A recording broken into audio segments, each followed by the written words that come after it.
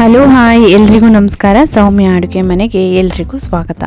ಇವತ್ತು ನಾನು ಶಾವಿಗೆ ಪಾಯಸ ಮಾಡ್ತಾ ಇದ್ದೀನಿ. ತುಂಬ ಟೇಸ್ಟಿಯಾಗಿ ಸಿಂಪಲ್ಲಾಗಿ ಮಾಡ್ಬೋದಾದಂಥ ಆ ಶಾವಿಗೆ ಪಾಯಸ ಒಂದು 5 ಅಥವಾ 10 ಮಿನಿಟ್ಸಲ್ಲಿ ಏನಾದರೂ ಸ್ವೀಟ್ ಮಾಡಬೇಕಂದ್ರೆ ಸಡನ್ನಾಗಿ ರೆಡಿ ಮಾಡ್ಬೋದು. ಈಗ ನಾನು ಸ್ಟವ್ ಮೇಲೆ ಒಂದು ಬಾಣಲೆನ ಇಟ್ಟಿದ್ದೀನಿ.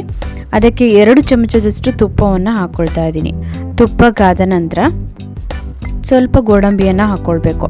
ಗೋಡಂಬಿ ಜೊತೆಗೆ ಬಾದಾಮಿನೂ ಸಹ ಸೇರಿಸ್ಕೊಳ್ಬೋದು. ಸ್ವಲ್ಪ ಬಿಸ್ಕೆಟ್ ಕಲರ್ ಬರುವವರೆಗೆ ಫ್ರೈ ಮಾಡಿಕೊಂಡು ಅದನ್ನು ಒಂದು ಬೌಲ್ಗೆ ತೆಗೆದಿಟ್ಕೊಳ್ತಿದ್ದೀನಿ.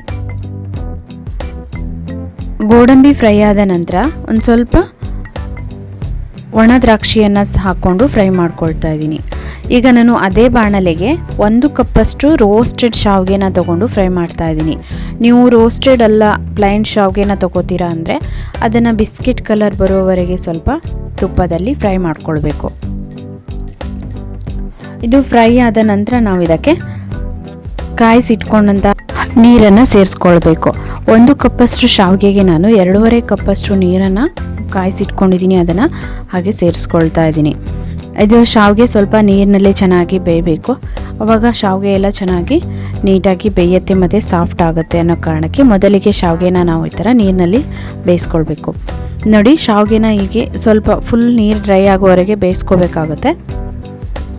ನಾನು ಹಾಲನ್ನು ಹಾಕಿ ಇವತ್ತು ಶಾವಿಗೆ ಪಾಯಸ ಮಾಡ್ತಾಯಿದ್ದೀನಿ. ನೀವು ತೆಂಗಿನಕಾಯಿ ಹಾಲಿನಲ್ಲೂ ಸಹ ಶಾವಿಗೆ ಪಾಯಸನ ಮಾಡ್ಕೊಳ್ಬೋದು. ತುಂಬ ಟೇಸ್ಟಿಯಾಗಿರುತ್ತೆ. ಸಕ್ಕರೆ ಬದಲಾಗಿ ಬೆಲ್ಲವನ್ನು ಸಹ ನೀವು ಯೂಸ್ ಮಾಡ್ಬೋದು. ನೋಡಿ, ನೀರೆಲ್ಲ ಡ್ರೈ ಆಯಿತು. ಇವಾಗ ನಾನು ಕುದೀತಾ ಇರುವಂತಹ ಹಾಲನ್ನು ಹಾಕ್ಕೊಳ್ತಾ ಇದ್ದೀನಿ.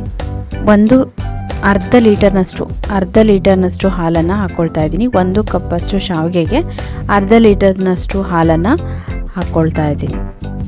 ಜಸ್ಟ್ ಒಂದು ಕುದಿ ಬಂದರೆ ಸಾಕಾಗುತ್ತೆ. ಆವಾಗ ನಾವು ಇದಕ್ಕೆ ನಾವು ಇದನ್ನು ಸಿಹಿಯನ್ನು ಲಾಸ್ಟಿಗೆ ಹಾಕ್ಕೊಳ್ಬೇಕು. ಮೊದಲಿಗೆ ಹಾಕಿದ್ರೆ ಶಾವಿಗೆ ಬೇಯೋದಿಲ್ಲ. ಆ ಕಾರಣಕ್ಕೆ ಲಾಸ್ಟಿಗೆ ನಾವು ಸಕ್ಕರೆನ ಹಾಕ್ಕೊಳ್ತೀವಿ. ಈಗ ನೋಡಿ, ಕುದೀತಾ ಇದೆ. ಇವಾಗ ನಾನು ಇದಕ್ಕೆ 1 ಕಪ್ಪಷ್ಟು ಸಕ್ಕರೆಯನ್ನು ಹಾಕ್ಕೊಳ್ತಾ ಇದ್ದೀನಿ. ಸಕ್ಕರೆ 1 ಕಪ್ಪು ಶಾವಿಗೆಗೆ 1 ಕಪ್ಪಷ್ಟು ಸಕ್ಕರೆಯನ್ನು ತಗೊಂಡಿದ್ದೀನಿ ನಾನು. ನೀವು ಸ್ವಲ್ಪ ಸ್ವೀಟ್ ಕಮ್ಮಿ ತಿನ್ನೋರಾದರೆ ಸ್ವಲ್ಪ ಕಮ್ಮಿ ಸಕ್ಕರೆನ ಹಾಕ್ಕೊಳ್ಬೋದು. ಸಕ್ಕರೆ ಬದಲಾಗಿ ಬೆಲ್ಲವನ್ನು ಸಹ ಹಾಕ್ಕೊಳ್ಬೋದು. ನೋಡಿ, ಇವಾಗ ಇದಕ್ಕೆ ಸರಿಯಾಗಿದೆ. ಈಗೆಲ್ಲ ಬೆಂದಿದೆ. ಆದ್ದರಿಂದ ನಾನು ಇದಕ್ಕೆ ಸಕ್ಕರೆ ಜೊತೆಗೆ ಒಂದು ಏಲಕ್ಕಿಯನ್ನು ಜಜ್ಜಿಟ್ಕೊಂಡಿದ್ದೆ. ಆ ಪುಡಿಯನ್ನು ಇವಾಗ ಇದಕ್ಕೆ ಹಾಕ್ಕೊಳ್ತಾ ಇದ್ದೀನಿ.